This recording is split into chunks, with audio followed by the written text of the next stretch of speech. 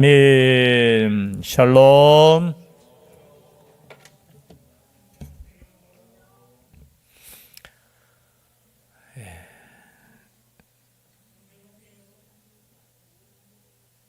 예배하는 자는 예배하는 민족은 망하지 않습니다. 왜냐하면 성경의 역사는 거짓이 없습니다. 우리가 하나님을 떠날 때 매를 맞고 하나님을 떠날 때 때로는 예배가 막힙니다.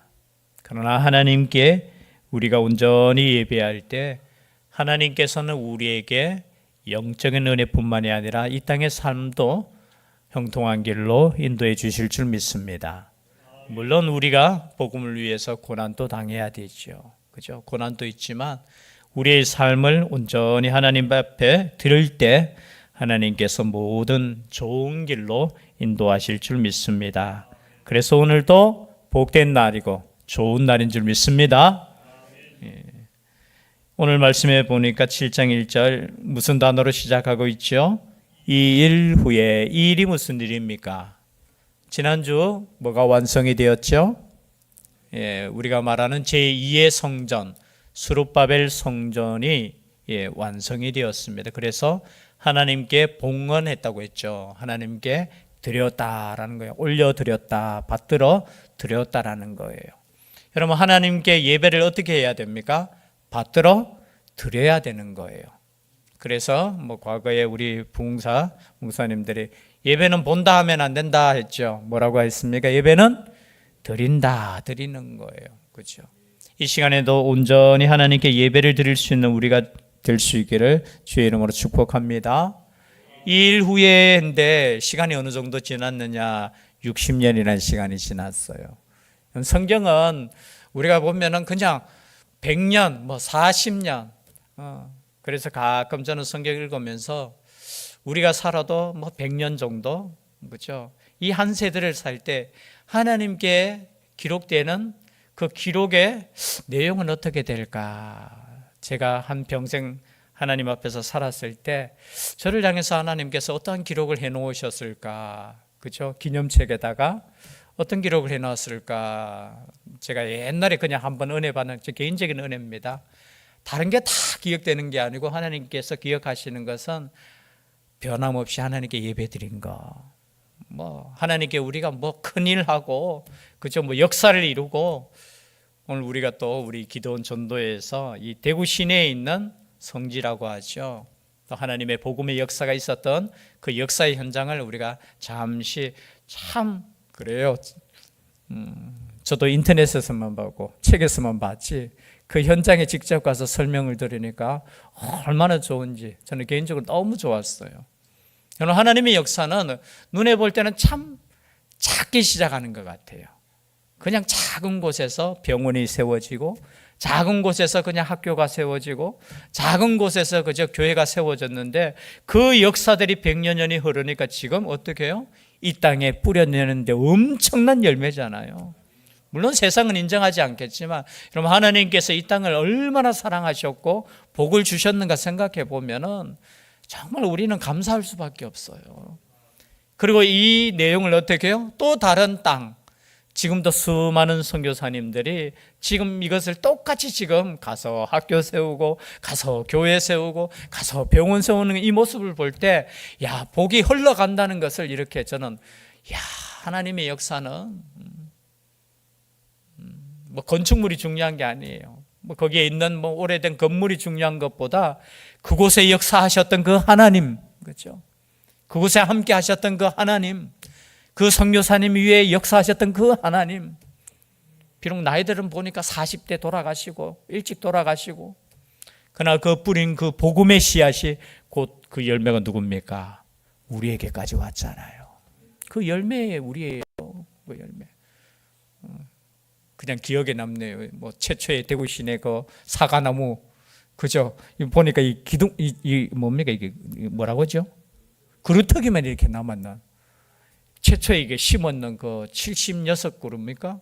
그 중에 한 그루가 끝까지 한 80년간 살아남았는, 그게 이제 죽어가지고 이렇게, 그걸 볼 때, 참 역사는 이렇게 남겨져 있어야지 되는구나, 그런 생각을 하게 되었습니다. 마찬가지예요. 성경도 이렇게 기록한 이유는 뭐냐? 후대에 우리들에게 주신 하나님의 말씀이라는 거예요. 그리고 이 일 후에 하나님께 이제 성전이 완성이 되었어요. 하나님께 드렸어요. 그 시간 동안 약 60년이라는 시간이 흘러서 제2차 귀환이 이루어져요. 그 2차 귀환의 주인공이 누구냐? 바사왕 아닥사스다가 왕위에 있을 때 에스라라 하는 자가 있으니라. 자, 두 번째, 첫 번째는 누구의 통솔하에 귀환했죠? 총독 스룹바벨, 그리고 대제사장 예수와, 그죠? 그리고 2차는 그로부터 약 몇 년이죠? 80년이라는 시간이 지났어요. 1차 귀환부터 80년이 지난 이후에 2차 귀환이 이루어지는데, 이때 귀환의 중심은 누구냐 하면 제사장들이에요. 그리고 레위인들이. 그래서 1차에는 약 그냥 남자 숫자입니다. 남자 숫자만 약 한 5만 명, 4만 그중 5만 명 가까이인데, 2차 때는 여러분 뒤에 쭉 보시면은 한 몇 명 정도냐 하면 1,750명 정도. 그렇지. 2차 귀환 때는 아주 작은 숫자지만 누구 중심으로? 제사장, 레위인들, 하나님을 섬기는. 여러분, 성전만 있으면 됩니까? 안 됩니까? 제가 묻는 이유 아시죠? 교회 건물만 있어요. 교회 건물만 있으면 됩니까? 안 됩니까? 아니에요. 그 교회 건물이 중요한 것이 아니라 그 안에서 하나님을 예배하는 우리가 중요한 거예요. 그죠? 아무리 유럽의 교회 우리가 죄송합니다. 유럽 여행 가신 분들은 저도 한 번은 가고 싶은데, 가신 분들 보면은 올해 몇백 년 됐다 그런 교회 건축물이 있으면 뭐합니까? 그곳에서 하나님을 찬양하지 않고 예배드리지 않는다면은 그것이 무엇이 하나님께 자랑이 되겠습니까? 그렇지 않죠. 성전이 완성된 이유는, 성전을 허락하신 이유는 뭐냐? 그곳에서 마음껏 하나님을 찬양하라는 거예요. 마음껏 예배하라는 거예요. 얼마나. 그래서 제2차는 누구요? 그 성전에서 섬기는 제사장들 중심으로 이제 귀환합니다. 근데 이 에스라가 누구냐 쭉 나와 있는데, 누구의 16대 손입니까? 예, 아론의 16대 손이에요. 여러분, 족보가 중요합니다. 중요해요. 물론 인간적인 족보는 얼마 전에 어느 목사님 이분도 아마 역사에 나올 수 있는 그 가문인 것 같은데, 막 화를 내면서 이야기하더라고요. 제가 정확한 장소는 이야기하지 않겠습니다. 우리 쉽게 말해서 이런 선교지로 만들어 놓고, 근데 그 역사가 자기 할아버지가 그 역사의 주인공인데, 막 조금 죄송합니다. 약간 엉터리로, 그 내용이 뭐냐면은 자기 집은 양반인데 그 기록에 쌍놈이라고 그러면서 막 이분이 이 목사님은 좀 이렇게 좀 솔직하시지만 이렇게 문자를 이렇게 다혈질적인 있잖아요. 막 하면서 막 욕을 하면서, 아니 그 나쁜 목사 하면서, 어떻게 우리가 쌍놈이야, 우리는 양반이었다고 하면서 몇 가지를 이렇게 잘못된 것을 그죠 이렇게 막 하면서, 지금도 그것 때문에 해서 결국은 평민으로 올라가 있다, 기록이 이제. 제가 이야기 들으면서 속으로는 그렇게. 그런데 이제 그 목사님의 주장은 뭐냐면, 왜 이 역사를 왜곡하느냐라는 거예요. 왜 잘못된 것을 어떤 사람을 미화시켜 가지고 오히려 그게 아닌데, 자신은 그렇게 거짓말해서 사람들 끌어모아 가지고 헌금 내게 하고 그런 것도 있다 하면서 막 열받는데, 하여튼 제일 중심의 이야기가 뭐냐, 자기가 쌍놈이 이렇게 기록이 되어 있다는 거기에 막 화가 나가지고 그 집안들이. 왜냐하면 그 할아버지가 그런 역사 속에 기적을 취하면 선교사님이 기도할 때 안전병이가 일어나는 그 주인공이었다는 거예요. 그래서 그 교회의 용수가 되고. 그런데 이상하게 엉뚱한 사람이 와가 뒤에 선교지 만든다 하면서 이렇게 하면서 왜곡시켰다 하면서. 여러분, 왜곡하지 말라고 이렇게 정확하게 기록이 되어 있어요. 자기를 자랑하는 것이 아니라, 나는 어떻게 해요? 나는 하나님께서 허락하신 제사장 가문의 그 역사를 쭉 어떻게 16대 손이다라는 것을 밝히고 있는 거예요.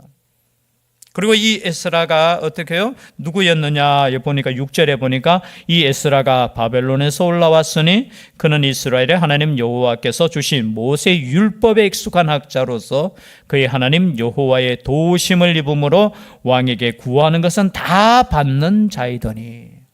이 말씀해 보니까 어떻게 바벨론, 물론 지금은 바사 제국이죠. 그러나 그 지역 전체가 바벨론. 여러분 요한계시록에도 그죠? 뭐라고 기록이 되어 있어? 예수님을 대적하는 나라를 바벨론, 대표적인 거예요. 이 바벨론. 그렇죠? 이 바벨론에서 올라왔는데 이 에스라는 이스라엘 하나님 여호와께서 주신 모세 율법에 익숙한 학자였다는 거예요. 여러분 율법에 익숙하다는 것은 뭡니까? 말씀에 익숙하다는 거예요. 그럼 지금 에스라는 사실은 포로로 잡혀갔던 자 아니죠. 잡혀갔던 2세죠. 그죠? 2세대예요. 사실은 과거 성전도 보지도 못했고요. 그러나 포로로 잡혀갈 때 성경을 가지고 갔던 그 성경을 가지고, 그죠? 율법 모세 5경을 가지고 어떻게 해요? 그것을 연구하고 그렇게 했다는 거예요. 여러분 그래서 여기에 지금 성경이 말하는 율법에 익숙하다, 능통하다는 거예요. 여러분 말씀에 능통할 수 있기를 바랍니다. 아니 교회 다니는 사람이 다른 세상적인 다른 거는 빠삭한데 성경은 몰라요. 어떤 목사님이 이제 부목사님들 훈련시킬 때 이렇게 질문한다는 거예요. 회의하면서 가끔 가다가 야 로마서 한번 쭉 처음부터 이야기해봐 하면서 이거 황당하죠. 로마서 얼마나 내용이 그죠? 그러면 한꺼번에 이야기할 사람은 잘 없어요. 저 같으면 그냥 복음으로 믿음으로 구원받습니다. 아멘. 그러면 되는데 뭐 그렇게 질문을 갑자기 받으면은 그죠? 어떻게 대답해야 될지. 저는 옛날에 신동 공부할 때 창세기 1장부터 요한계시록 각 장 주제를 외웠어요. 제가 얼마나 열심히 1년 동안 막 딸딸 외웠는지 1장부터 시작해가지고 그냥 50장까지 일단 창세기 쭉 해서 요한계시록까지 시험 문제는 안 나와요 거의.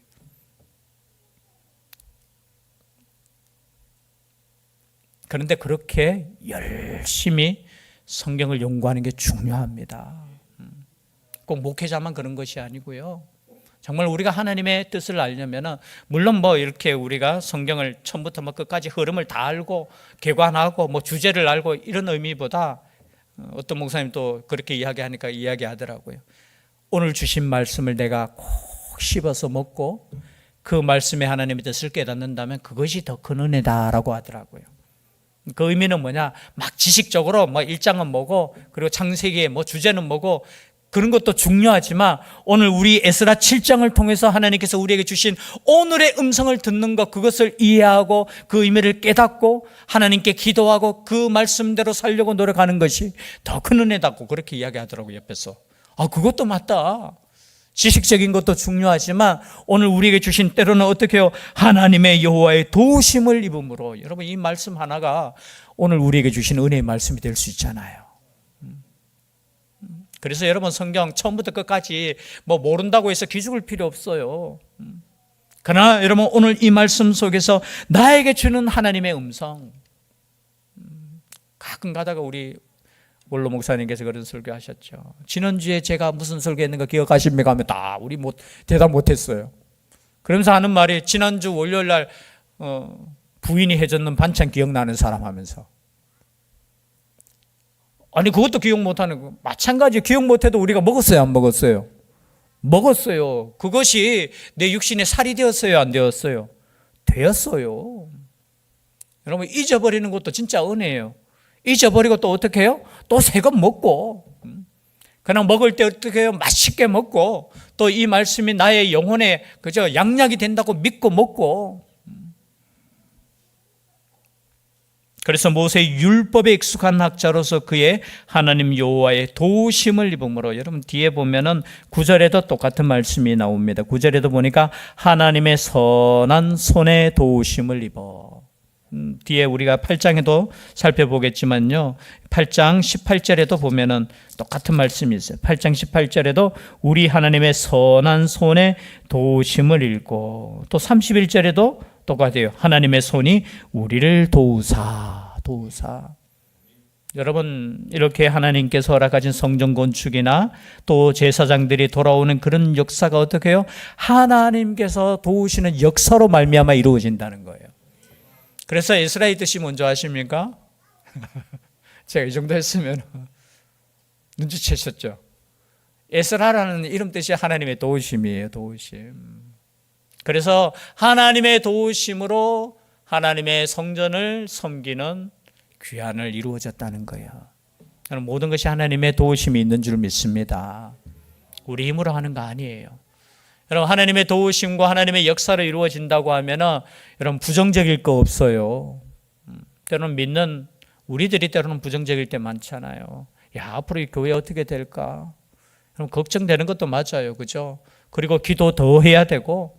그러나 여러분 걱정하지 마세요. 하나님의 역사는 하나님께서 이루십니다. 다만 우리는 어떻게 해요? 순종하면 되는 거예요. 걱정은 우리 몫이 아니에요. 우리의 몫은 뭡니까? 말씀대로 순종하면 돼요. 그런데 우리가 걱정하고 우리가 계획하고 우리가 다 생각해요. 그럴 필요 없어요. 하나님께서 주시는 은혜대로 하나님께서 역사하시는 대로 우리는 순종해요. 그래서 하나님의 도우심을 입음으로 왕에게 구하는 것을 다 받는 자. 여러분, 쉽게 말해서 저 바사 땅에서 그냥 아이고 뭐 살기 힘들어서 온 게 아니에요. 그곳에서 왕의 측근으로서 여러분 왕에게 자기가 구하는 것을 다 받는 사람이 누가 있겠습니까?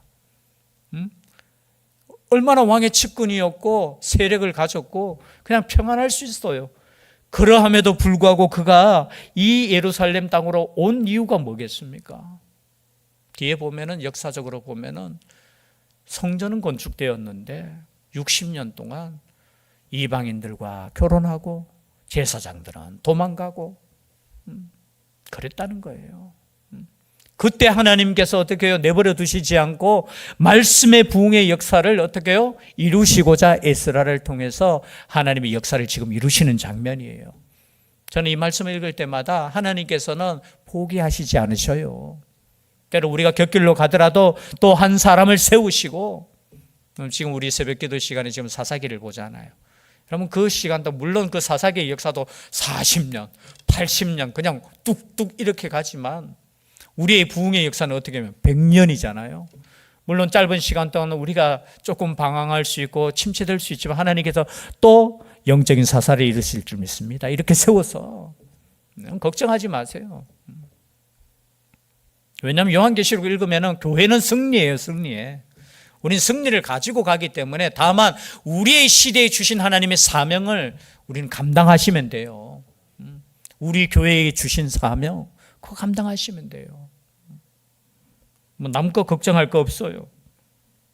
그래서 아닥사스다 왕 7년의 정확한 연도는 보면은 BC 458년입니다.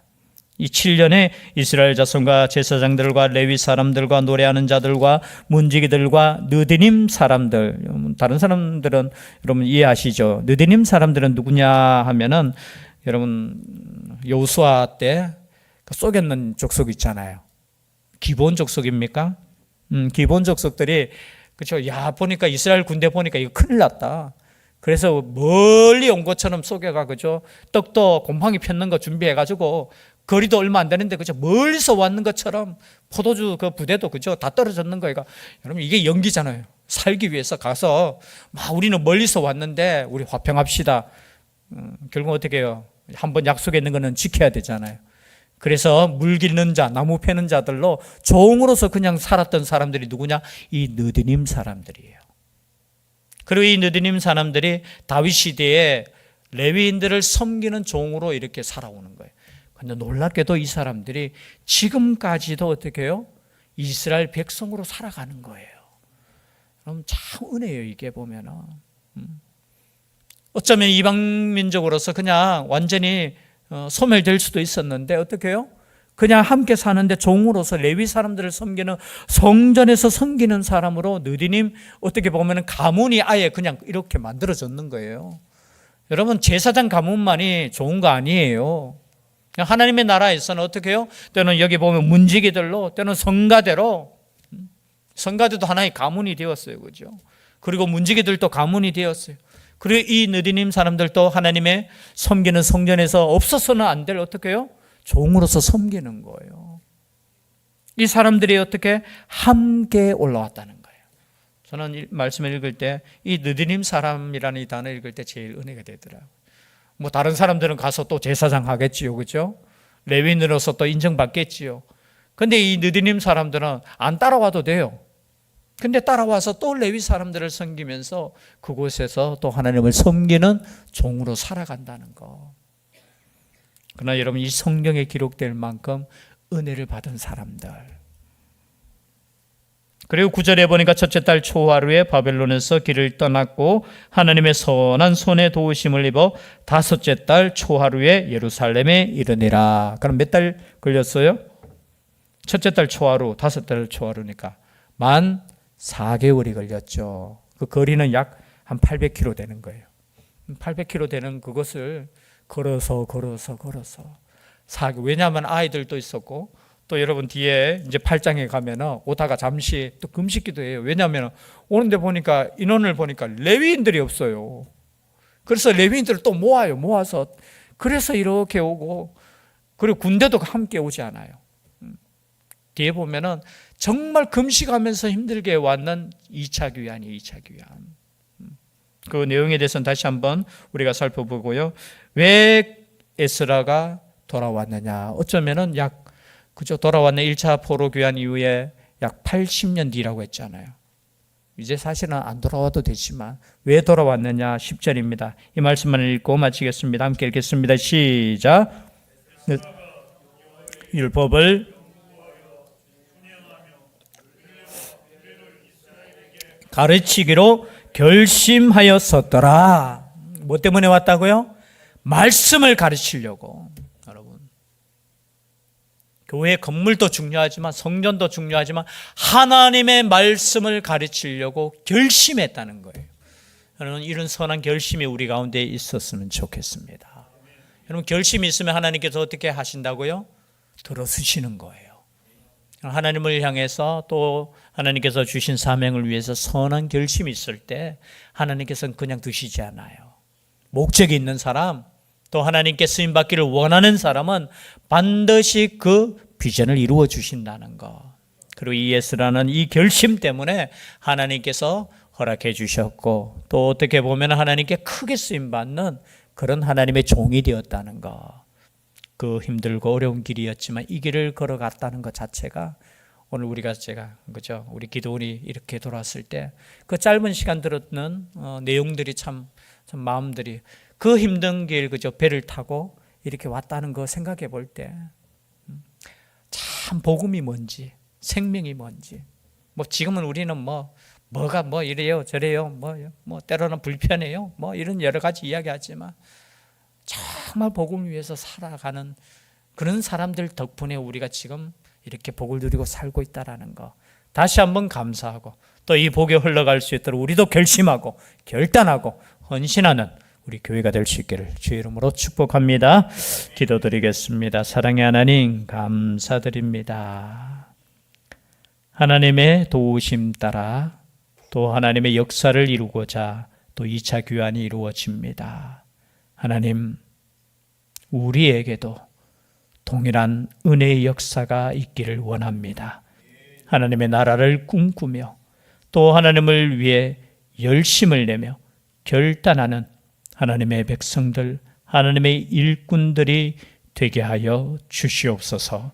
함께하여 주시기를 간절히 원하옵고 예수님 이름으로 기도드립니다. 아멘.